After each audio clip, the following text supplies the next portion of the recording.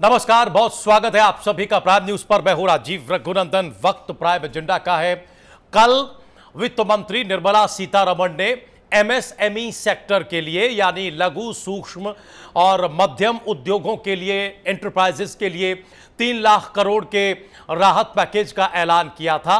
और कल के बाद आज ही यानी दूसरी बार लगातार दूसरे दिन प्रवासी मजदूरों के लिए, ग्रामीण क्षेत्रों के लिए, किसानों के लिए वित्त मंत्री ने राहत पैकेज का ऐलान किया।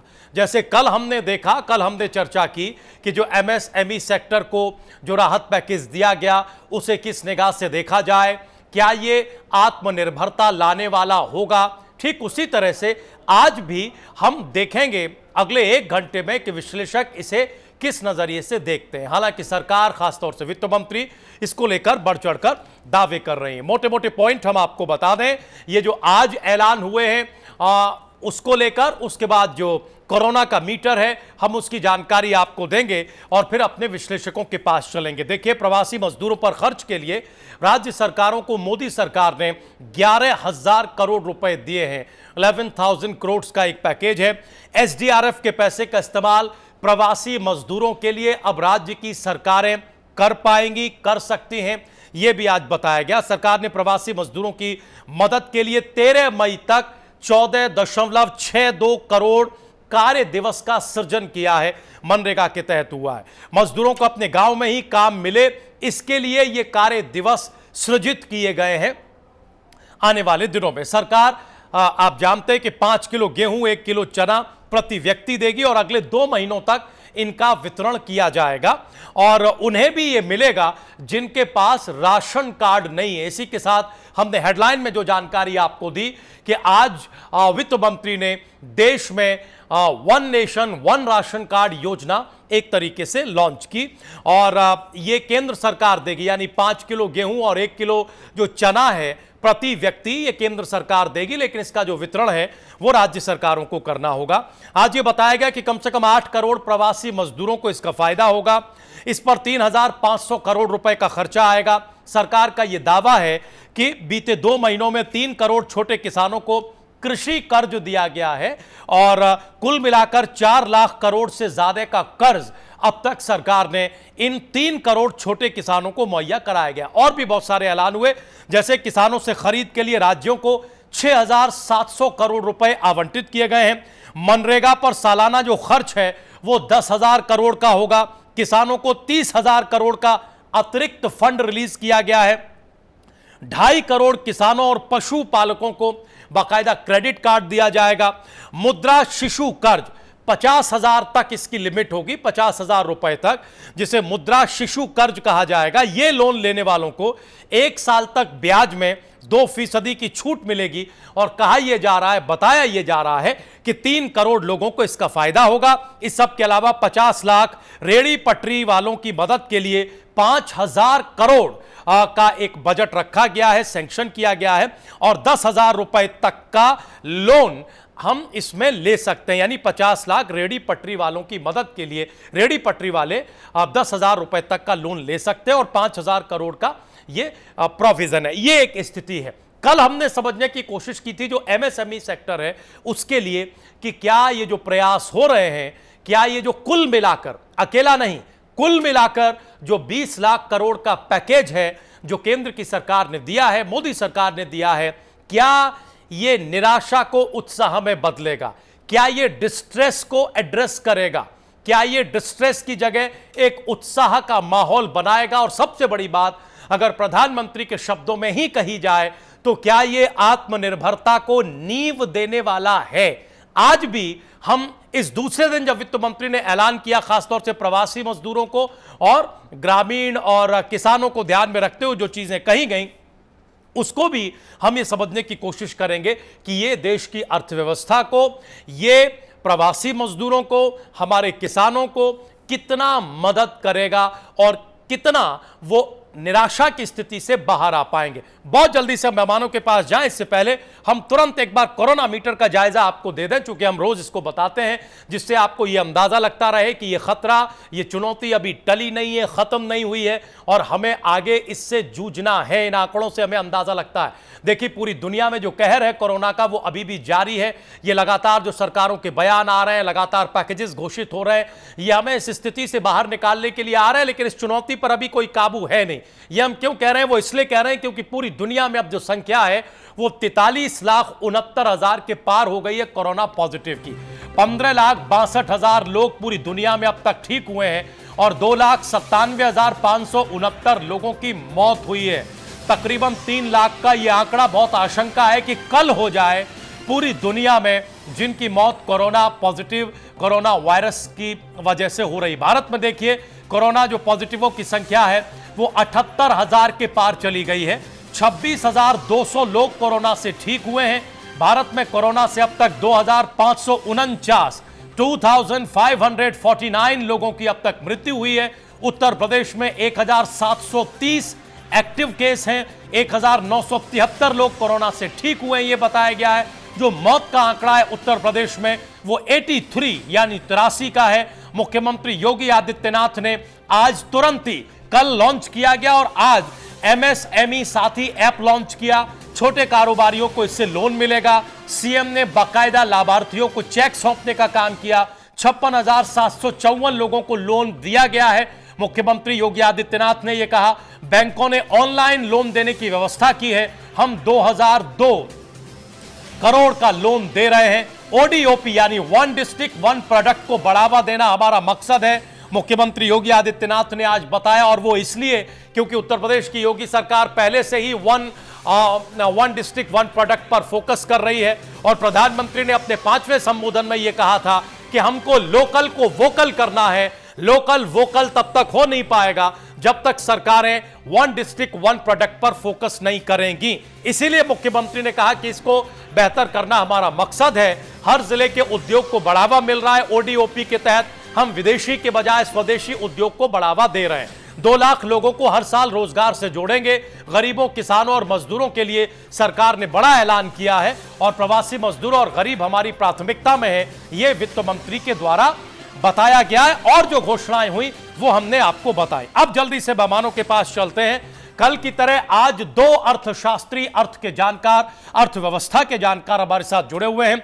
आशुतोष गुप्ता जी सम्मानित अर्थशास्त्री हैं और नंदिनी गुप्ता जी जो अर्थशास्त्री हैं। आप दोनों ही मेहमानों का बहुत बहुत स्वागत है। हमारे साथ पॉलिटिकल पैनल में 2 लोग हमें ज्वाइन कर चुके हैं। अशोक पांडे जी, भारतीय जनता पार्टी के नेता प्रवक्ता, लाइव हमारे साथ जुड़े हैं। बहुत स्वागत है अशोक पांडे जी। और फोन लाइन पर हमारे साथ अंशु अवस्थी जी, कांग्रेस पार्टी के नेता प्रवक्ता, जुड़े हुए हैं। अंशु जी, आपका भी बहुत बहुत स्वागत है। अशोक जी और अंशु जी, हम एक एक रिएक्शन अपने अर्थशास्त्रियों से ले लेते हैं, उसके तुरंत बाद हम आप दोनों का रुख करेंगे कि इसे किस तरीके से देखा जाए। सबसे पहले नंदिनी जी, हम आपके पास आना चाहते हैं। कल सरकार ने, वित्त मंत्री ने MSME को लेकर राहत पैकेज का ऐलान किया। आज ठीक दूसरे ही दिन हमारे प्रवासी मजदूर भाइयों को, श्रमिक भाइयों को, किसान वर्ग के लोगों को, खासतौर से गरीबों को फोकस करते हुए बड़े ऐलान किए गए।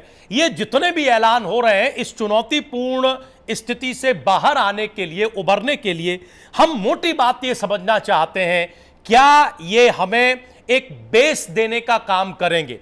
क्या हमारे लिए ये मजबूत आधार बनाएंगे? और आत्मनिर्भरता थोड़ा दूर की कौड़ी है, हम सिर्फ इतना समझना चाह रहे हैं कि क्या ये हमें निराशा की स्थिति से बाहर कम से कम निकाल लेंगे, जिसके बाद हम में, अर्थव्यवस्था में आशा का संचार हो और फिर हम आत्मनिर्भर बनने की तरफ सोचें। इस पर पहली टिप्पणी करिए नंदिनी जी, बोलिए।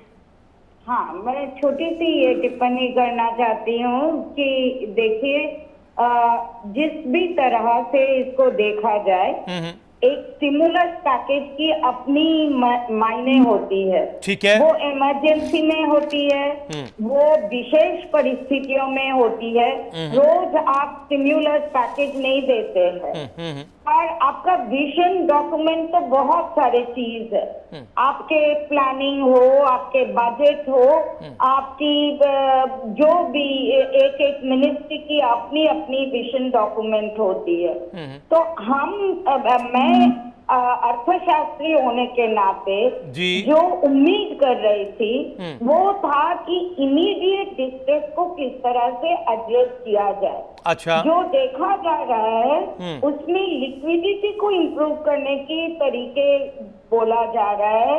ये कहा जा रहा है भविष्य में आपको रोजगार बनेंगे। ये भी कहा जा रहा है कि किसानों को लोन लेने का सुविधाएं होंगी जी। पर किसानों की इनकम कैसे बढ़ेंगे, माइग्रेंट वर्कर्स की जो इमीडिएट डिस्ट्रेस है उससे वो कैसे उभरेंगे, या एमएसएमई का जो इमीडिएट जो डिस्ट्रेस है जी उससे वो कैसे निकल पाएंगे। अब जो अब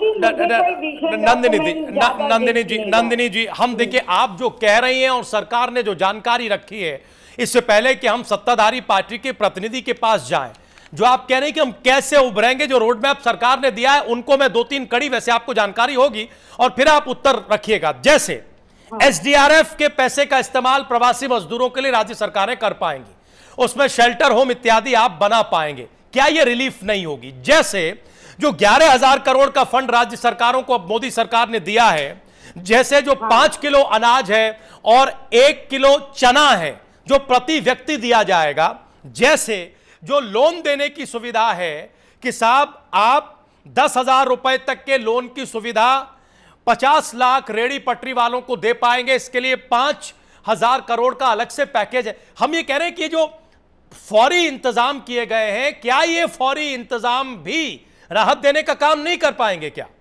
नहीं जरूर कर पाएंगे। फिर? मैं ये नहीं देखिए मैं ये नहीं कह रही हूँ ये कर पाएंगे। पहली बात एसडीआरएफ के तहत जितने पैसे ये पहले ही दिया गया था, जितनी शेल्टर होम बन पाई थी वो बन चुकी है ऑलरेडी। उसी पैसे को खर्च करके स्टेट में मील भी दिया जा रहा है, कुक मील दिया जा रहा है, ड्राई राशन की प्रबंध किया जा रहा है। उसको अगर एनहांस करने की बात है निश्चित रूप से वो फायदा।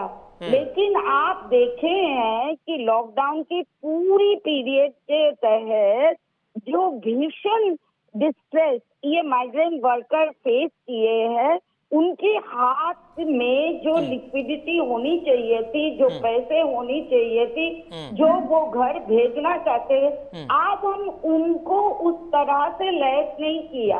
आप तो मजदूर ज्यादातर वापस चले गए, जो बचे कुचे है वो ताक में है कि जैसे ही थोड़ा सा लॉकडाउन लिफ्ट हो जाए वो चले जाएंगे। नंदिनी जी ये तो बात वहीं आ गई। कल भी जो बहुत सारे मत थे, इनमें 2 ही मत ज्यादा थे। सरकार या वित्त मंत्री एक दलील दे रही थी और जो बाकी लोग थे वो ये कह रहे थे कि साहब आप डीबीटी करिए, डायरेक्ट जो बेनिफिट है उसको आप ट्रांसफर करिए। आज भी ऐसा लग रहा है कि आप जो प्रतिक्रिया दे रही हैं उसका इशारा वही है कि आप इमीडिएट रिलीफ दीजिए, बजाय इसके कि कोई रिलीफ 15 दिन बाद मिले या लॉकडाउन को बाद मिले, है ना, या राशन कार्ड बनने के बाद मिले। तो आप आज भी क्या ऐसी बात पर जोर दे रही हैं कि साहब डायरेक्ट बेनिफिट ट्रांसफर नहीं हो रहा है, आप बाकी बहुत सारी स्कीमें बना आप इमीडिएटली डायरेक्ट बेनिफिट ट्रांसफर। अच्छा ठीक, अब इस पर दलील सुनिए। अभी आशुतोष जी हमारे साथ जुड़ेंगे। आशुतोष गुप्ता जी, हमने कल उनसे बात की थी, कल आप हमारे पैनल में नहीं थी, कल आशुतोष जी हमारे साथ नंदिनी जी जुड़े हुए थे। वो ये कह रहे थे कि अगर हम केवल, और संभवतः जुड़ चुके हैं, आशुतोष जी स्वागत है, एक तो काउंटर रखिएगा, लेकिन पहले मैं आपकी बात को रखते हुए नंदिनी जी से जवाब ले रहा हूं। नंदिनी जी, अगर केवल डीबीटी पर आधारित स्थिति को ही आगे बढ़ाया जाएगा तो आशुतोष जी जैसे तमाम अर्थशास्त्रियों का यह मानना है कि यह ओवरऑल इकोनॉमी के लिए अच्छा नहीं होगा। अच्छा वही मॉडल है जो सरकार अभी कर रही है, चाहे वो प्रवासी मजदूरों के लिए, श्रमिकों के लिए, गरीबों के लिए या फिर एमएसएमई सेक्टर के लिए। नंदिनी जी, इसका क्या जवाब है, बताइए। मैं एकदम जो लोग डीबीटी के लिए बोल रहे हैं, जैसे कि मैं वो डिस्ट्रेस को देखते हुए बोल रही हूँ। डीबीटी करने का ये मतलब नहीं है कि सरकार लिक्विडिटी को इम्प्रूव नहीं करेंगे, सरकार रोजगार के दिन उपलब्ध नहीं करवाएंगे, वो तो करवाना है। एक वेलफेयर स्टेट का काम क्या है? वेलफेयर स्टेट को एम्प्लॉयमेंट जनरेशन में मदद करना ही पड़ेगा। एमएसएमई को अपने लॉस से उभर के प्रोडक्शन में आना ही पड़ेगा। पर इसके मतलब और एक इमरजेंसी सिचुएशन को डील करने का मतलब में काफी अंतर है। अच्छा। आप डीबीटी दीजिए। अब एक छोटा सवाल, आपको लग रहा है कि इससे इमरजेंसी सिचुएशन डील नहीं हो रही है, ना तो एमएसएमई में, न गरीबों के लिए, न प्रवासी मजदूर भाइयों के लिए, इससे कोई इमरजेंसी डीलिंग नहीं हो रही है, ये सब हो रहा है 15 दिन बाद, 1.5 महीने बाद, 2 महीने बाद के लिए, यही नंदिनी जी? और मिडिल इनकम ग्रुप के लिए भी अगर तुरंत डिमांड नहीं हो रहे तो आपकी जितनी भी आशा प्रकल्प हो रही है फ्यूचर के लिए, ठीक है। दत्ता मैम, प्रोडक्शन नहीं, दत्ता मैम प्लीज आप जुड़ी रहिए, हम बहुत जल्दी से आशुतोष जी को जोड़कर इन प्रश्नों के उत्तर लेकर अशोक जी और आशु जी का हम रुख करना चाहते हैं। आशुतोष गुप्ता जी आंसर दीजिए। कल जब मैं आपसे प्रश्न कर रहा था तो बार बार आप ये कह रहे थे कि देखिए डीबीटी कुछ दिया गया है शुरुआत में, ऐसा नहीं है कि डायरेक्ट बेनिफिट ट्रांसफर नहीं हुआ, वो केंद्र की सरकार ने भी किया है और अलग अलग राज्य सरकारों ने भी किया है, लेकिन आप पूरी तरह से डीबीटी नहीं कर सकते, अर्थव्यवस्था के लिए अच्छा नहीं है। अब जबकि नंदिनी दत्ता ये कह रही है कि साहब ये इमरजेंसी सिचुएशन है, आप इमरजेंसी डीलिंग पहले करिए, बड़ा रोड मैप बाद में बनाइए। आंसर करिए इस बात का। आशु जी बोलिए, आशुतोष जी बोलिए प्लीज।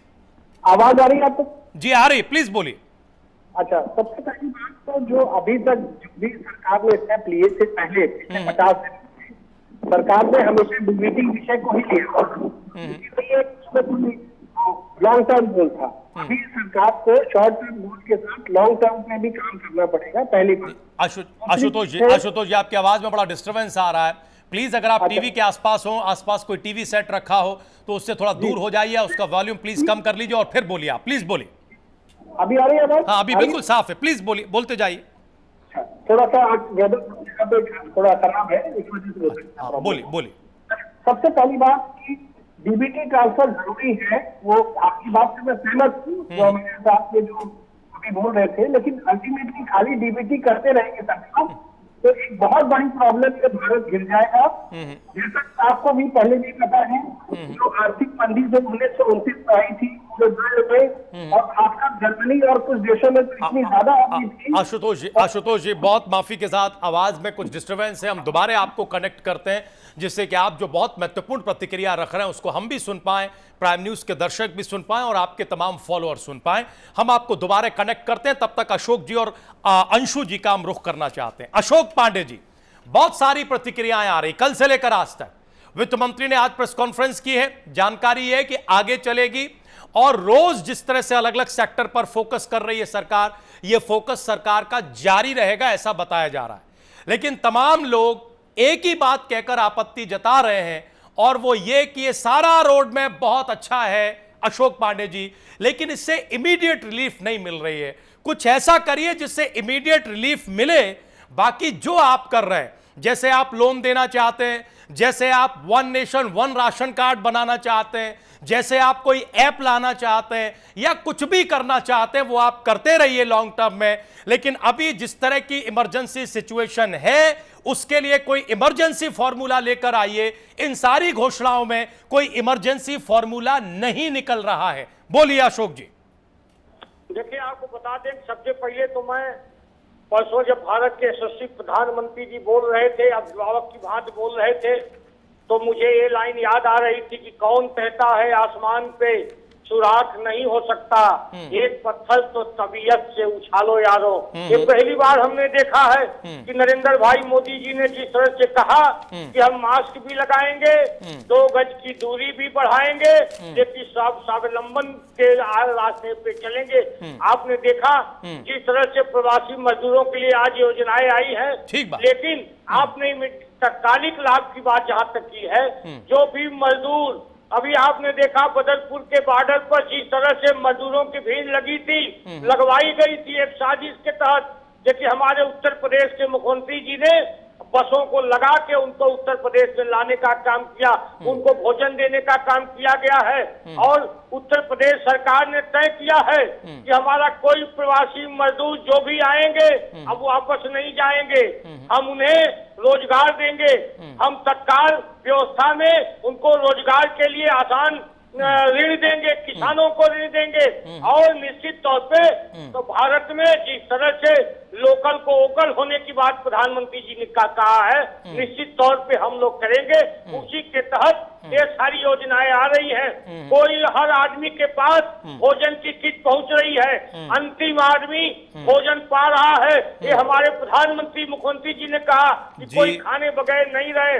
ईमानदारी के साथ बता दें कि निश्चित तौर पे भारत एक बार वोकल और लोकल होने के बाद निश्चित ही एक दिन भारत भी एक बार पुनः अपने पैरों पर खड़ा होगा, इसमें कोई दो राय नहीं है। अच्छा अशोक जी, आपने जो बात रखी उसमें सुनिए है क्या, अब जैसे जो प्रधानमंत्री का आह्वान है वो निश्चित तौर पर एक बड़ी सकारात्मकता से भरा हुआ है, यही ना? प्रधानमंत्री ने जो आह्वान किया ये एक बहुत विस्तृत सकारात्मकता है, लेकिन धरातल क्या है? धरातल ये है कि हम 80,000 कोरोना पॉजिटिव पर पहुंचने वाले हैं, 78,000 से ज्यादा की संख्या हो चुकी है। बराबर आपने मुख्यमंत्री जी का जिक्र किया, यह बात बिल्कुल सही है और प्रशंसनीय है। इस बात की जितनी तारीफ हो वो कम है कि आनंद विहार के बॉर्डर पर जो घटना हुई, उत्तर प्रदेश की सरकार ने रातों रात बसेस लगा के लोगों को वहां से अपने अपने जगह घरों पर भेजने का काम किया। लेकिन आज की तस्वीर क्या है अशोक पांडे जी? आज की तस्वीर यह है कि चाहे वो आगरा का हाईवे हो, चाहे वो ये दिल्ली कानपुर NH-91 हो, या उत्तर प्रदेश के दूसरे हाईवे हो, या देश के किसी भी राज्य के हाईवे हो, खासतौर से महाराष्ट्र, मध्य प्रदेश, बिहार, है ना, इस तरह के इलाके, वहां जो पलायन है, जो हमारे प्रवासी मजदूरों का सड़क के रास्ते चलना है, वो रुक नहीं रहा है। तस्वीरें आप भी देख रहे होंगे। तो जो आप बात कह रहे हैं वो सकारात्मकता से भरी हुई तो है, लेकिन वो धरातल की चीज को ठीक नहीं कर पा रही है। हमें ये बताइए ना, यही तो हमारा सवाल है जो दत्ता जी भी उठा रही हैं और हम आशुतोष जी के पास जाना चाहते थे कि ना कह नहीं, तस्वीरें हैं अशोक जी कि भाई ना, अब सवाल तो पूरा सर, सवाल तो आप दावा कर रहे हैं अशोक जी, सवाल तो सुन लीजिए, सवाल तो पूरा होने दीजिए, सवाल तो पूरा होने दीजिए अशोक जी। नहीं, आप बीच आप सवाल नहीं सुन रहे, आप सवाल पूरा नहीं होने दे रहे अशोक जी। आप सवाल देखिए, चूंकि आपको दावा करना है अशोक जी, चूंकि दावा, सवाल तो पूरा हो जाने दीजिए। हम ये जानना चाह रहे हैं, या उत्तर प्रदेश या देश की जनता ये जानना चाहती है कि जो सकारात्मक कहा जा रहा है उसका धरातल पर कितना सकारात्मक असर है, ये तो बताइए। खाना दे रहे हैं, बहुत अच्छी बात है, लेकिन ये पलायन कब बंद होगा? कब डीबीटी या किसी दूसरे माध्यम से लोगों के हाथ में पैसा पहुंचेगा? ये कोई सामान्य स्थिति नहीं है अशोक जी। 2 महीने से देश में लॉकडाउन है, लोगों को तनख्वाह नहीं मिल रही है, रोजगार चले गए हैं। जो गरीब वर्ग है, जो किसान वर्ग है, वो बाकी दूसरी दिक्कतों से परेशान हो रहा है। इन सबको कैसे एड्रेस करेंगे? इसलिए इमरजेंसी रिलीफ की बात है। अब बोलिए सर, अब बोलिए, मैं चुप रहूंगा, आप बोलिए जी। हमने प्रवासी मजदूरों को लाने के लिए ट्रेनों की व्यवस्था की है, हमने बसों की व्यवस्था की है, फिर भी वो सड़क पर है सर, फिर भी वो सड़क पर है। ये तो असलियत है ना, सुन लीजिए, वो असलियत है ना कि सड़क पर है। जैसे दिल्ली के मजदूरों को जानबूझ के भगाया गया, बम्बई में जिस तरह से बांद्रा में भीड़ जुटाई गई और कहा गया कि मजदूरों को जाने का किराया हमारी पार्टी देगी और वो मजदूर रेल से कट के मर गए, उनसे भी सवाल पूछना चाहिए कौन सा किराया दिया कि हमारा अंतिम आदमी रेल की पटरी पे मर गया। ये सवाल उन लोगों से पूछना चाहिए। हमको तो जहां भी पता चला सरकार ने ट्रेन चला दी, सरकार ने उन्हें लाने की व्यवस्था की है और मजदूर सकुशल वापस आ रहे हैं। ना देखिए अशोक जी, है क्या हम एक कमी के बारे में पूछें राजनीतिक दलों में तो वो क्या है कि अपनी कमी के बारे में कम, उनसे तो हम पूछेंगे ही। अंशु जी अभी जुड़े हुए हैं अशोक जी, लेकिन हम एक सवाल आपसे कर रहे हैं और वो सवाल ये है जो मैं फिर दोहरा दूं कि सकारात्मक बात बहुत अच्छी बात है, हमें अच्छी लगती है, सबको अच्छी लगती है, लेकिन वो सकारात्मक बात क्या धरातल पर सकारात्मक परिणाम भी लेकर आ रही है या नहीं आ रही, हम सिर्फ इतना जानना चाह रहे हैं। आपने ट्रेनें चलाई, बहुत अच्छी बात है, बसेस चलाई, तारीफ की बात है, लेकिन फिर भी उत्तर प्रदेश की सड़कों पर, हाईवे पर हमारा प्रवासी मजदूर श्रमिक पैदल चलने को मजबूर क्यों है, ये बताइए। हम ये जानना चाह रहे हैं, बात खत्म हो गई, बोलिए। देखिए जो आनंद फानंद में बंबई से दिल्ली से वापस आ रहे हैं, हमारी पार्टी ने और सरकार ने फैसला लिया है की व्यवस्था, उन लोगों को आने जाने की व्यवस्था। आप कहीं भी चले जाइए, अपने कैमरामैन को भेज दीजिए, हर जगह भारतीय जनता पार्टी। अरे सर, कहीं कुछ भेजने की जरूरत नहीं है अशोक जी, कुछ भेजने की जरूरत नहीं है, बगैर भेजे हुए ही दुनिया की तस्वीरें आ रही। आप तो खुद सोशल मीडिया पर जुड़े हुए, बगैर भेजे हुए। आगरा की आज आपने एक तस्वीर देखी है ना, आगरा की एक तस्वीर आज आपने देखी होगी, इंदौर के हाईवे की कल की तस्वीर आपने देखी होगी, जिसमें बैल की जगह एक पुरुष और एक महिला बीच बीच में अपने परिवार को लेकर चल रहे हैं और बैल की जगह जुते हुए हैं। क्या जरूरत है कहीं, ये तो दिख रही है सर, इसीलिए तो हम ये सवाल आपसे कह रहे हैं और कर रहे हैं, जिसका कोई जवाब आप माकूल जवाब दे नहीं रहे। हम चिंता से ही सवाल कर रहे हैं, ये सवाल किसी आलोचना से जुड़ा हुआ नहीं है, क्योंकि ये वक्त आलोचना का नहीं है। हमारा सवाल सिंपल ये है कि इनकी गलती हो या उनकी गलती हो, सफर तो हमारा किसान कर रहा है, सफर हमारा श्रमिक मजदूर कर रहा है, उसके लिए क्या तुरंत हो रहा है, हमारा सवाल इस चिंता से जुड़ा है। बोलिए अशोक जी, बोलिए। जी, हमारी सरकार ने, हम लोगों ने प्रशासनिक अधिकारियों को, पुलिस कर्मियों को लगाया है, जहां पर इस तरह के मजदूर दिखाई दे, निश्चित तौर पे आप उन लोगों की जानकारी लीजिए, जानकारी दीजिए और सारी व्यवस्था हमारी सरकार और पार्टी कार्यकर्ता करेंगे। ये बात सही लगती है सुनने में सर, करेंगे, करनी भी चाहिए, संभवतः कर भी कर भी रहे होंगे अशोक जी, कर भी रहे। आप सुनिए ना जो हम कहना चाह रहे हैं, अच्छी बात आप कह रहे हैं, बिल्कुल चिंता होगी, कर रहे होंगे अधिकारी, लेकिन फिर भी जो तस्वीरें आ जाती हैं वो कलेजे को फाड़ने वाली होती हैं। अंशु जी अब अंशु जी के पास अंशु जी आना चाहते हैं, लेकिन एक बार चूंकि हम डॉक्टर आशुतोष गुप्ता के पास नहीं जा पाए थे ये डीबीटी के सवाल पर, हम एक रिएक्शन उनसे लेना चाहते हैं, फिर अंशु जी तुरंत आपके पास आ रहे हैं, तब तक आप जो सोचना चाहते हैं, जो रखना चाहते हैं उसको तैयार कर लीजिए।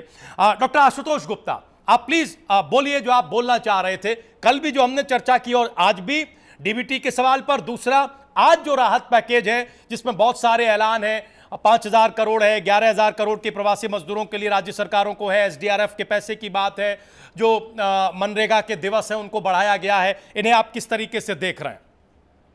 देखिए, सबसे पहली बात है, कल जो डीबीटी विषय पे तो सबसे पहली बात कल ही हमने इस बात को रख दिया था। आज भी ये कहूंगा कि डीबीटी ट्रांसफर के साथ साथ सारी प्लानिंग सरकार को करनी पड़ेगी, लॉन्ग टर्म में भी, और कम से कम अगले 1-2 महीने में स्थिति को संभालने के लिए इंडस्ट्रीज को जितनी जल्दी चालू किया जाएगा, पलायन रुकेगा। नहीं तो एक बहुत बड़ी प्रॉब्लम ऐसी आ जाएगी, कोइंसिडेंस ऑफ लेबर, और जो मुश्किल हो जाएगा। और सबसे बड़ी बात है कि लोगों को लेबर नहीं मिलेगी, तो एक बहुत बड़ी प्रॉब्लम हो जाएगी, इसको समझना पड़ेगा। और पलायन को तो हर हाल में अब सरकार को प्रयास करना चाहिए, इसको रोका जाए।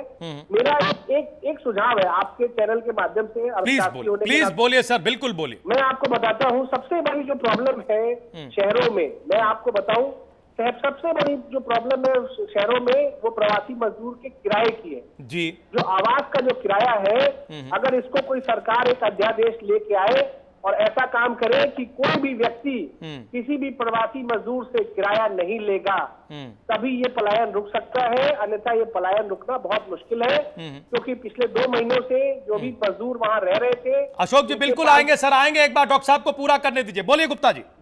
जी, तो मैं आपको ये मतलब ये बहुत बड़ा विषय है, आप इसको समझना पड़ेगा कि जो मजदूर के साथ जो बेसिक प्रॉब्लम है, खाने की व्यवस्था हो जा रही है सरकार की तरफ से, बहुत सारे किचन चल रहे हैं, उनकी राशन की व्यवस्था की जा रही है, बहुत सारे समाज सेवी संस्था भी इसमें काम कर रहे हैं। लेकिन जो किराए का काम, किराए जो एक तरह से सैलरी का लगभग 20% से 30% किराए का पार्ट होता है उनकी सैलरी का। जी जी तो जी, वो उसकी व्यवस्था नहीं हो पा रही है, जिसकी वजह से पलायन हो रहा है। डॉक्टर साहब एक छोटी सी बात मैं इसमें जोड़ना चाहता हूं, केवल व्यवहारिकता के एंगल से हमें आपको सबको ध्यान होगा, अंशु जी को भी ध्यान होगा और नंदिनी मैम को भी ध्यान होगा कि जब हमने लॉकडाउन 1 किया था, प्रधानमंत्री ने जब इसकी घोषणा की थी 25 मार्च से, और उससे पहले जो जनता कर्फ्यू था, प्रधानमंत्री ने एक आह्वान किया था और ये एक तरह से व्यापक आह्वान था, जनहित में था। और उन्होंने कहा था कि देखिए हम अपने प्राइवेट सेक्टर से अनुरोध करना चाहते हैं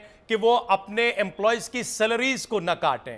उन्होंने घरेलू वर्कर्स के मामले में कहा था कि उनको न निकाला जाए, या फिर अगर वो काम पर नहीं आते हैं तो भी उनको पैसा दिया जाए, है ना। ऐसी बहुत सारी बहुत व्यापक अपील की थी जो देश हित में थी। हमने देखा जो रिपोर्ट्स हैं, अब जो सर्वे आ रही हैं डॉक्टर साहब, वो ये है कि बहुत कम लोगों ने उसका पालन किया है, जिसकी मार हम देख रहे हैं। तो आप जो सजेशन रख रहे हैं वो बहुत अच्छा है, लेकिन क्या वो व्यवहारिकता की कसौटी पर भी खरा उतरेगा? हमारा सवाल यह है, क्या वो अध्यादेश लाया जा सकता है कि कोई किराया नहीं लिया जाएगा? और अगर लाया जा सकता है तो अब तक सरकार क्यों नहीं ला रही है? इसको तो इमीडिएट लाना चाहिए था, क्योंकि सबसे ज्यादा सफरर वही है। प्लीज बोलिए। आप एक बात मैं आपसे मतलब ये पूरे मतलब ये एक तरह से सरकार से भी ये मैं मतलब एक सुझाव दूंगा। बोलिए। सरकार को एक ऐसी व्यवस्था जरूर कर सकती है, सरकार चाहे तो कोई भी काम हो सकता है। आप बताइए, जब ऐसी स्थिति है, जब लोगों के पास खाने को नहीं है और ऐसे ऐसे लोग हैं जिनके पास कम से कम 50-50 मकान किराए पे दे रखे हैं लोगों ने, ऐसे ऐसे लोग हैं, तो क्या उनको किराए की जरूरत है? पहली बात तो इसको समझना चाहिए। जहां भी मजदूर रहते हैं वो एक ग्रुप में रहते हैं और एक एक कमरे में 2-2, 3-3 लोग रह रहे हैं, तो उनको अगर किराए की व्यवस्था सरकार एक अध्यादेश जरूर ला सकती है, और सरकार को मुझे लगता है लाना चाहिए। जितनी जल्दी लाएगी आपको देखिए इसके रिजल्ट मिलेंगे। अच्छा डॉक्टर साहब, अब इसी बात को जो आप कह रहे हैं डॉक्टर साहब, उस बात को हम आज जो हुआ है, जो ऐलान किए हैं, या कल जो हुए, उससे जोड़ते हैं, फिर हम नंदिनी जी और खासतौर से अंशु जी आपके पास आ रहे हैं। अब आप हमें बताइए कि आप खुद ये मान रहे हैं कि आज हमारे प्रवासी मजदूरों के पास, श्रमिकों के पास खाने के लिए नहीं है? ये बात बिल्कुल सही है, इसमें कोई लाग लपेट या छिपाने की बात नहीं, आप 100% सच कह रहे हैं, ऐसे हालात हैं। ऐसे में ये जो किया जा रहा है कि साहब 11,000 करोड़ ले लीजिए, आपको गांव में ही काम मिले, इसलिए हम जो है वो दिवस सृजित करेंगे, हम आपको 3,500 करोड़ देंगे क्योंकि 8 करोड़ प्रवासी मजदूरों को इसका लाभ हो जाएगा, 3 करोड़ छोटे किसानों को कृषि कर्ज। हम जानना ये चाह रहे हैं कि जो नंदिनी जी कह रही थी कि साहब अभी इमरजेंसी रिलीफ दीजिए, ये स्थिति है, अगर खाने को नहीं है तो सबसे पहले खाने को दीजिए, राशन कार्ड बनवा लेना आप 3 महीने बाद, 4 महीने बाद, 6 महीने बाद। ये इमरजेंसी रिलीफ पर क्यों नहीं सोचा जा रहा है डॉक्टर साहब? नहीं, ये बात जहां तक आप एक बात कह रहे हैं, इमरजेंसी राशन की व्यवस्था बिना राशन कार्ड के हो रही है सरकार की तरफ से।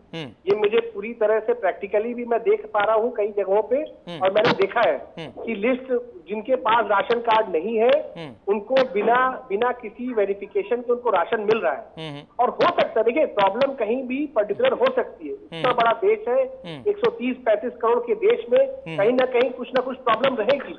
लेकिन सरकार की तरफ से मंशा क्लियर है कि अभी आज के जो विषय में उन्होंने थोड़ा सा प्लानिंग की तहत जा रहे हैं, लेकिन मेरा अभी भी मैं आपको बताऊं, सरकार को पलायन रोकने की व्यवस्था करनी चाहिए, नहीं तो इकोनॉमी में एक बहुत बड़ा गैप आ जाएगा। यानी सबसे ज्यादा और सबसे बड़ा फोकस डॉक्टर गुप्ता आप ये कह रहे हैं कि पलायन की रोकथाम पर होना चाहिए सबसे पहले, यही ना? जी बिल्कुल 100% मैं आपके मतलब ये बता रहा हूं। बिल्कुल सर, बिल्कुल। हम देखिए अशोक जी वेट कर रहे हैं। अच्छा बोलिए अशोक जी प्रतिक्रिया देना चाहते हैं, लेकिन हम अंशु जी को जोड़ना चाहते हैं। बोलिए डॉक्टर गुप्ता, बोलिए। जोड़िए। लेकिन मैं आपको बोल रहा हूँ, आप अपने चैनल के माध्यम से इस बात को रखिए। रघुनंदन जब तक हम जी बिल्कुल आ रहे हैं अंशु जी, एकदम आ रहे हैं, पूरी चिंता है। अंशु जी धैर्य बनाए रखिए, तुरंत आप ही के पास आ रहे हैं। बोलिए डॉक्टर गुप्ता, खत्म करिए। जब तक जो किराए पे रह रहे हैं गरीब लेबर, जिनका किराया 5,000 से, मतलब बहुत सारे लोग हैं, ऐसा नहीं है, लेकिन अगर लेबर क्लास है उसके पास एक महीने का भी 15 दिन में उसका खत्म हो जाता है पैसे, तो उसको अभी प्रॉब्लम रहने की है। अगर किराया कोई मांगेगा तो वो नहीं रह पाएगा, वो पलायन करना उसकी मजबूरी है। ठीक है, आप समझ लीजिए। अच्छा ठीक है, अब हमें जरा अंशु जी के पास जाने दीजिए। अशोक पांडे जी तुरंत आ रहे हैं, नंदिनी मैम आपके पास आएंगे, लेकिन एक बात, कांग्रेस पार्टी के नेता प्रवक्ता अंशु अवस्थी जी हमारे साथ जुड़े हुए, उनकी हम प्रतिक्रिया ले लें। अंशु जी, कल जब एमएसएमई का पैकेज आया सरकार की तरफ से, तो हमने रणदीप सुरजेवाला साहब, खास तौर पर पूर्व वित्त मंत्री पी चिदम्बरम साहब को सुना, और उन्होंने कहा कि इसमें तो कुछ भी नहीं है। उन्होंने यह भी कहा कि साहब 6 लाख करोड़ की पहली किश्त की बात है, लेकिन ये जो हिसाब किताब दिया गया है ये 3,60,000 करोड़ का ही है, वगैरह वगैरह। आज जो प्रवासी मजदूरों को, श्रमिकों को, हमारे किसानों को देने की कोशिश की गई है सरकार की तरफ से, कांग्रेस पार्टी उसे किस तरह से देख रही है? बिल्कुल, प्रधानमंत्री ने जब घोषणा की 20 लाख करोड़ के पैकेज की, सभी को उम्मीद थी, सभी आशान्वित थे, भारत में रहने वाले लोग आशावादी हैं, लेकिन हकीकत तब निकल कर आई जब वित्त मंत्री ने प्रेस कॉन्फ्रेंस की। और आज भी हकीकत यह है कि भारतीय जनता पार्टी के मन में इतनी निर्ममता कैसे आ गई, ये भी एक सवाल बहुत बड़ा निकल के आया है। जैसे? और दूसरा, जो हमारे अर्थशास्त्री कह रहे थे, मैं उनकी बात से जोड़ते हुए, इत्तेफाक रखते हुए आगे बढ़ता हूं कि जब तक आप मजदूरों को भरोसा नहीं दिलाएंगे, क्योंकि सरकार अब उसमें देर कर चुकी है भरोसा दिलाने में। यही पैकेज राजीव जी यदि शुरुआत में आया होता, जब आप लॉकडाउन कर रहे थे, बार बार हम करें कि अधूरी तैयारियों से, बिना किसी पॉलिसी के लॉकडाउन हुआ, 50 दिनों के बाद भी इसीलिए असर दिखता है कि देश में लाखों मजदूर सड़क पर है। इस देश में 12,000 से ज्यादा ट्रेन है, 2 करोड़ से ज्यादा लोग यात्री रोज यात्रा करते हैं। अगर आप 10 दिन ट्रेन चला देते तो वो मजदूर अपने घर पहुंच जाता सुकून से। आज वो सड़क पर मरने को मजदूर है। 100 से ज्यादा मजदूरों की दुर्घटना में, दुर्घटनावश, साइकिल चलाते हुए, ट्रक से, बस से एक्सीडेंट, ट्रेन से कट के दुखद मृत्यु हो चुकी है। भारतीय जनता पार्टी पूरी तरीके से इस मामले को संभालने में असफल रही है। और फिर से आप समझ लीजिए, अभी भी मौका है, प्रधानमंत्री अपना घमंड छोड़े, भारतीय जनता पार्टी की सरकार घमंड छोड़े, और देश के जो अनुभवी लोग हैं, वो किसी भी पार्टी के हों, कोई अर्थशास्त्री हो, मजदूर संघ हो, उद्योग संघ हो, उनसे राय ले और तुरंत पॉलिसी। अशोक जी पूरा मौका देंगे, उनकी बात हो जाए, तुरंत आपके पास आएंगे। सिर्फ जुमला है। ठीक, नहीं अंशु जी, लेकिन हमारी चिंता ये, आपने कहा कि सरकार ने देर कर दी और आपने अपनी बात रखी। हमें ये बताइए ना कि देर कर दी, जैसे कहावत है ना कि देर आए दुरुस्त आए, क्या ये पैकेज दुरुस्त आए की तरह है ना? ये तो मानते हैं देर कर दी, उसकी आलोचना करें। नहीं राजीव जी, लेकिन ये दुरुस्त है। एमएसएमई सेक्टर को जो दिया, आज हमारे प्रवासी मजदूर, श्रमिक मजदूर भाइयों को, किसान भाइयों को जो दिया, वो है वेलकमिंग तो है ना? नहीं, मैं आप, इसीलिए मैं कह रहा हूं कि इसको आप थोड़ा डिटेल में जब समझेंगे, तब तक ये सिर्फ सफेद हाथी साबित होगा। जैसे इस देश के जो 6.5 करोड़ एमएसएमई सेक्टर के माइक्रो, स्मॉल, मीडियम इंडस्ट्री हैं, उनके सिर्फ 45 लाख लोगों, 45 लाख इंस्टीट्यूशंस या इंडस्ट्रीज पे ही वो लागू हो पा रहा है। सारी कैलकुलेशन है। हम तो भारतीय जनता पार्टी से कह रहे हैं कि मोदी और योगी छोड़ के वो मुद्दों पर बात कर लें, बहस कर लें, दूसरी पार्टी के नेताओं से खुले मंच पर बात कर लें। सिर्फ भाषणबाजी से नहीं चलेगा। दूसरा, 13 करोड़ जो गरीब परिवार हैं जो जुड़े थे, हम तो फिर से कह रहे हैं, हम इससे ज्यादा तो आश्वासन श्रीमती सोनिया गांधी जी ने उन मजदूरों को दिया कि कांग्रेस पार्टी किराया देगी।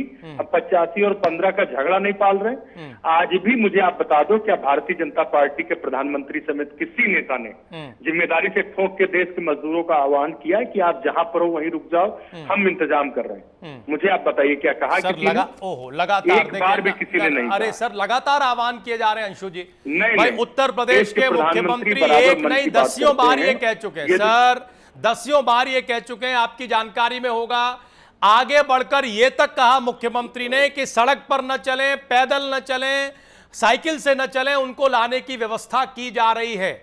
बाकायदा प्रेस कॉन्फ्रेंस करके वीडियो कॉन्फ्रेंस नहीं और की गई है, की भी गई अंशु जी, की भी गई अंशु जी, कम ज्यादा हो सकती है, कम ज्यादा हो सकती है, लेकिन की गई दिख जाते हैं अंशु जी, कम ज्यादा हो अंशु जी, के लिए बहुत बड़ा मैं ये कह रहा हूं कम ज्यादा हो सकती है, बसेस ज्यादा चलनी चाहिए, हो सकता है कम चली हो, व्यवस्था बेहतर होनी चाहिए, हो सकता है उतनी अच्छी न हो, लेकिन की गई है सरकार। जो भारत की सरकार जिसके मूल में वेलफेयर स्टेट की भावना है, सिर्फ औपचारिकताएं की गई। अगर दो इंतजाम किए गए होते तो देश के, आपने भी विषय डिबेट रखा है, आप बहुत सारे सोशल मीडिया के वीडियो देखते हैं और अपने फुटेज भी चला रहे हैं कि देश के करोड़ों मजदूर आखिर कैसे सफर कर रहे हैं सड़क पर, ये सवाल है। चल ठीक, अब हम जवाब सोशल मीडिया के वीडियो सरकार के नुमाइंदों के पास नहीं जाते। अच्छा, आपने एमएसएमई को लेकर अंशु जी कहा कि सफेद आती, आज जो किसानों को, श्रमिकों को, मजदूरों को, प्रवासियों को दिया गया, हमारे प्रवासी भाइयों को, उसमें दम है या वो भी सफेद आती? और केवल आलोचना करने के लिए नहीं सर, तर्क के साथ, सिर्फ आरोप नहीं है, पूरी तरीके से ये जुमला साबित होगा, इसमें बिल्कुल दम नहीं है।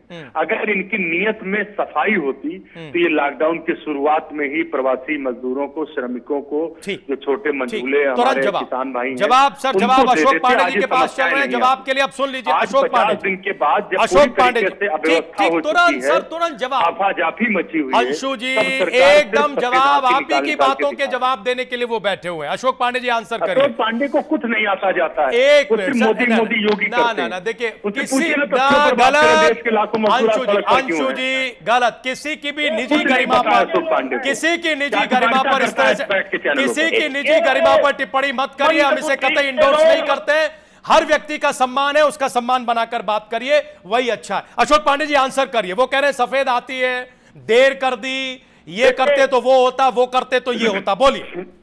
देखिए, आपको बता दें कि प्रधानमंत्री जी की हर योजना पर पूरा विश्व उनके साथ खड़ा है। ये मानता है कि नरेंद्र भाई मोदी की तारीफ कर रहा है। संभालो इनको, प्रधानमंत्री को अमेरिका में चुनाव लड़ाएंगे क्या? ये इटालियन लोग हैं, इनको खराब नहीं, खराब लगेगा। अब फिर हम कहाँ और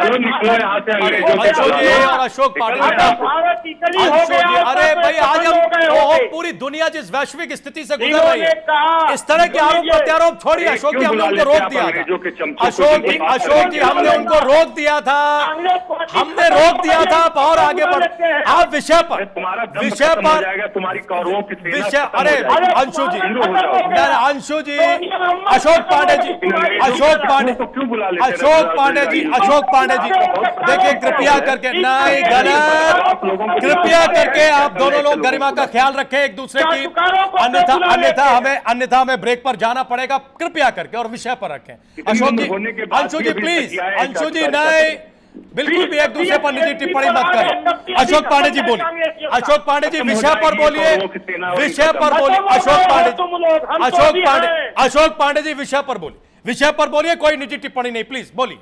आप कह दीजिए चुप रहेंगे, हम जवाब देंगे। चुप रहेंगे, वो सुनेंगे आपको, जब आप पूरा करेंगे तब आंसर करेंगे। अंशु जी कृपया करके पूरी बात सुनिएगा, कोई निजी टिप्पणी मत करिएगा। बोलिए अशोक जी, बोलिए। देखिए, आपको बता दें कि जो मजदूर घरों, जहाँ पे इन लोगों ने कहा कि हम किराया देंगे मजदूरों का, वहाँ मजदूर कट के मर गए। वो बंबई से ही आ रहे थे और कट के मर गए। इन्होंने ऐसा किराया दिया। अभी अर्थशास्त्री महोदय ने जो मकान के किराए की बात की, हमारी सरकार ने मकान मालिकों से आह्वान किया है, कृपया आप इस दौर का किराया न ले, और मकान मालिकों ने अपने को तैयार कर लिया है। दूसरी तरफ अभी हमारी वित्त मंत्री जी ने जो घोषणा की है कि प्रवासी मजदूरों के लिए कम किराए का मकान हम लोग बना के देने जा रहे हैं, हम रोजगार मुहैया करा रहे हैं। हम जहाँ भी मजदूर पता चल रहा है, हमारा प्रशासन ला के दे यहाँ घर पहुंचा दे रहा है, उनके घरों पर उनकी सारी व्यवस्था हो जा रही है। और हम वो लोग नहीं हैं, हम लोग राजीव गांधी की तरह नहीं करते कितना पैसा वहां से चलेगा, नीचे नीचे आते आते खत्म हो जाएगा। हम तो कहते हैं अगर दिल्ली से 100 रुपया चलेगा तो 100 रुपया अंतिम आदमी कहना चाहते हैं। अंशु जी अब जवाब दीजिए, पूरा मौका। अंशु जी प्लीज आंसर करिए। देखिए, इन्होंने बहुत सारी बातें बताई कि कांग्रेस पार्टी जो बात कर रही है, हम बात नहीं कर रहे हैं। बहुत सारे आपने भी देखे होंगे, हमारे बीजेपी के साथी ने भी देखा होगा। कांग्रेस पार्टी ने पंजाब में 35 करोड़ रुपए रेलवे को दिए हैं। उत्तर प्रदेश में हम 2 करोड़ से ज्यादा दे चुके हैं, दूसरे राज्यों में लगातार दे रहे हैं। और हम अनुरोध कर रहे हैं कि ऐसे समय पर जब सरकार अक्षम हो गई है, उसकी नीतियां असफल हो गई हैं, आप अब राजनीति मत करिए। मौका आपके हाथ से निकल चुका है। पूरे देश के मजदूरों में ये भरोसा हो चुका है कि कांग्रेस पार्टी विपक्ष में बैठकर जितना बड़ा दिल दिखा रही है, सत्ता में बैठे लोगों ने उतना बड़ा दिल नहीं दिखाया। अब आप चाहे जितना उसको काउंटर करें, जिसका किराया कांग्रेस पार्टी ने दिया है उसको आप भ्रमित नहीं कर पाएंगे, पहली बात। दूसरा, राजीव गांधी जी के बारे में जो ये बात कर रहे हैं, हम तो तारीफ करते हैं और दाद देते हैं कि देश के अंदर ऐसे नेता थे जो सच की बात करते थे, दिन रात झूठ नहीं बोलते थे। अगर उस समय 15 पैसे जाता था तो उन्होंने सच बोला था। हम तो कहते प्रधानमंत्री जी को सच बोलना चाहिए कि 20 लाख करोड़ की हकीकत क्या है। प्रधानमंत्री जैसा व्यक्तित्व देश का अभिभावक होता है। जब प्रधानमंत्री आता है न्यूज चैनल पे या मन की बात करता है, राष्ट्र को संदेश देता है, देश के 130 करोड़ लोग इंतजार करते हैं कि प्रधानमंत्री आ रहे हैं, उनसे उम्मीदें। प्रधानमंत्री से झूठ की उम्मीद नहीं होती किसी को। लेकिन दुर्भाग्यपूर्ण है, इस बार के प्रधानमंत्री ने सिर्फ 6 साल में झूठ परोसा है। इससे पहले भी लाल किला से वो 100 लाख करोड़ का पैकेज दे चुके हैं। इससे पहले बिहार में उन्होंने क्या दिया था, नीतीश कुमार जी ने बहुत अच्छे से उसका जवाब भी दिया था। अभी दोनों लोग सत्ता में हैं। सवाल ये है कि इस समय राजनीति का समय नहीं है। भाजपा की सरकार, अनुभवहीन सरकार, अपनी पॉलिसियों से फेल हो चुकी है लॉकडाउन संभालने में। और हम फिर से कह रहे हैं, अभी भी मौका है, संभल जाइए, दम छोड़िए। ठीक, जो अनुभवी लोग हैं उनकी राय लीजिए। देखिए, आप 2 विशेषज्ञों के पास जाना, लेकिन पहले अशोक पांडे जी आंसर करिए। क्या भरोसा खो चुके हैं, बार बार ये आरोप चस्पा कर रहे हैं, बोलिए। देखिए, भरोसा तो इनकी पार्टी को जनता ने दरकिनार कर दिया है। आप हमारी पार्टी की चिंता मत करिए, जो सरकार में बैठे हैं, लॉकडाउन कैसे संभालेंगे, मजदूरों को कैसे घर लाएंगे, उसकी चिंता करिए। पार्टी की चिंता मत करिए, उसकी हम कर लेंगे। अशोक पांडे जी बने इसलिए दरकिनार कर दिए गए। हमारी पार्टी पर लोगों का भरोसा है और ईमानदारी। भरोसा तो हुआ था, उसी का तो आप सिला दे रहे हैं। ठीक है अशोक जी, अंशु जी, थोड़ा विराम दीजिए। अब हम जरा विशेषज्ञ और विश्लेषकों के पास चले, प्लीज। अंशु जी और अशोक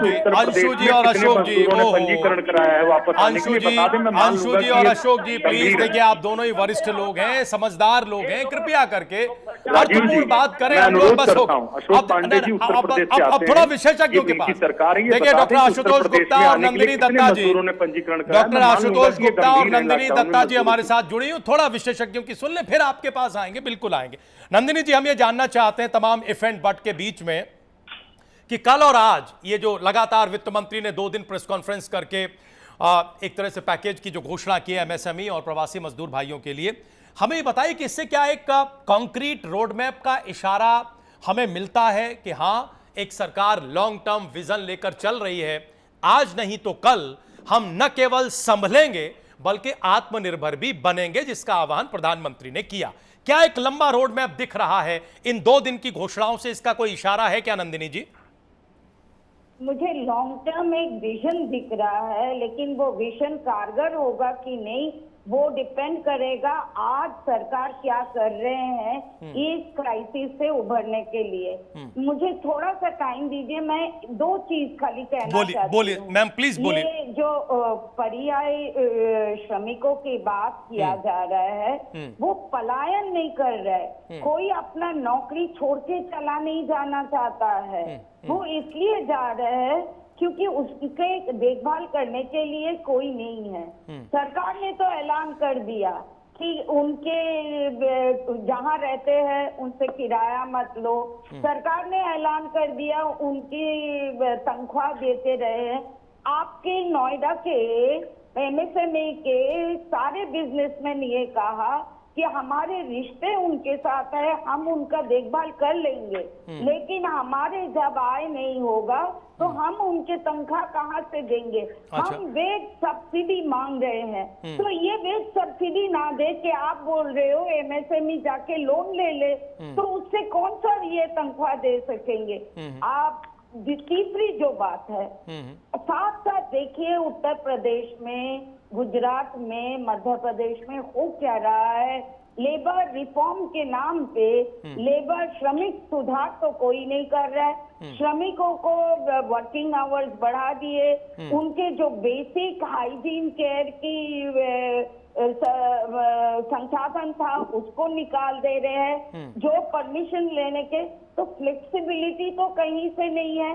आपके भारतीय मजदूर किसान संगठन सॉरी BMS मजदूर संघ जो RSS के लगे वो बोले हैं उत्तर प्रदेश के ये लेबर रिफॉर्म के अगेंस्ट में जैसे ही लॉकडाउन उठेगा हम पूरा रात के बैठती प्रोटेस्ट करेंगे। तो आप समझिए आपके करनी और कसनी में काफी अंतर हो जा रहा है। आप कहना कुछ चाह रहे हैं, कर कुछ रहे हैं। और आज देखिए ना, ये लग रहा है कि मोर देन हम एक्चुअली जो डिस्कस में है उनको उभार के लाए, इससे ज्यादा सरकार को इस चीज की पड़ी है कि हम कितना कर रहे हैं। ये बात आपके प्रेस के तरफ आज बोला गया कि हम बहुत खुश है, आप आते हैं, हमारे बात सुनते हैं, पर आप कोशिश किए हमारे बात लोगों तक पहुंचाने की।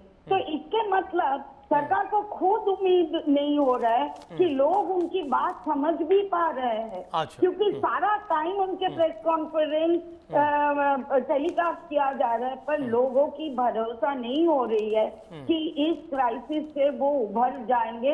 अब सरकार उनके हाथ पकड़ने के लिए खड़े हैं। ये बिल्कुल नंदिनी मैम बिल्कुल सही। देखिए आपने भी अंशु जी की तरह एक भरोसे की बात यहाँ पर रखी। हम जरा डॉक्टर साहब को ले आए। डॉक्टर साहब, एक तो जो कहा नंदिनी जी ने, अगर उसका कोई काउंटर आप करना चाहते हैं एक अर्थशास्त्री के तौर पर तो वो करिएगा। और जो हम समझना चाहते हैं कि इस चुनौती में अब देखिए back to back 2 press conference हो गई, हमें काफी कुछ स्थिति दिख रही है। क्या इससे एक कॉन्क्रीट, एक विजनरी रोड मैप का कोई इशारा मिल रहा है? और ये भरोसे वाला जो सवाल है इसको भी एड्रेस करिए। बोलिए। हेलो जी डॉक्टर साहब बोलिए। जी बोलिए डॉक्टर साहब। सबसे पहली बात तो जो मिसेस दत्ता जी ने जो बात रखी है, मैं उसकी बात से कुछ हद तक सहमत हूँ। दूसरी बात ये है कि जो उन्होंने अभी भी बात बोली कि रेंट वाली बात है, किराए वाली बात। देखिए पलायन का जो सबसे बड़ा कारण है वो मैं आपको बता दूं, आज फिर आप उसको नोट कर लें कहीं पे भी, और आप किसी मजदूर से पूछिए, आप 90% 99% मजदूर ये कहेंगे कि हम किराया नहीं दे पा रहे इसलिए हम जा रहे हैं अपने गाँव। देखिए वैसे भी किराए जो भी मकान मालिक है, अगर मजदूर पलायन कर जाएंगे तो किराया तो वैसे भी नहीं मिलना है। आप इस बात को समझना बड़ा जरूरी है। देखिए किराया तो वैसे भी नहीं मिलेगा। अगर सरकार इसमें कोई अध्यादेश लाती है तो आप देखिएगा विद इन नो टाइम ये प्रवासी मजदूर का पलायन रुकेगा और उनके अंदर एक कॉन्फिडेंस आएगा। आप इस बात को अगर आप क्वेश्चन करके सरकार के नुमाइंदों से पूछते हैं तो मुझे लगता है, क्योंकि हमारे भाजपा के भी एक कोई पदाधिकारी आपके बीच में बैठे हुए हैं, अशोक पांडे जी, उनसे भी मैं अनुरोध करूंगा कि पार्टी लेवल पे भी इसकी चर्चा की जाए कि सरकार इस पे अध्यादेश लाए जिससे प्रवासी मजदूरों के बीच में इसको लेके एक विश्वास, एक रिलीफ हो, तुरंत एक विश्वास पैदा हो। जी जी। और मैं आपको बता रहा हूँ ये कोई बहुत बड़ा विषय नहीं है, अगर सरकार चाहे। लेकिन रोड मैप का सवाल जो मैंने आपके सामने रखा, अशोक जी सुन रहे हैं, उन्होंने आपके द्वारा भी उस बात को सुना है और हमें पूरा भरोसा है कि वो आगे पार्टी के स्तर पर जरूर इस बात को आगे बढ़ाएंगे, बढ़ाना चाहिए। लेकिन क्या लगातार 2 दिन की प्रेस कॉन्फ्रेंस से किसी रोड मैप का इशारा मिल रहा है कि हम न केवल इस संकट से उभरेंगे बल्कि आत्मनिर्भर भी बनेंगे? अंशु जी और नंदिनी जी ये कह रहे हैं बार बार कि साहब ये सरकार भरोसा खो चुकी है। क्या ये स्थिति है? इसको तो डॉक्टर साहब आंसर करिए।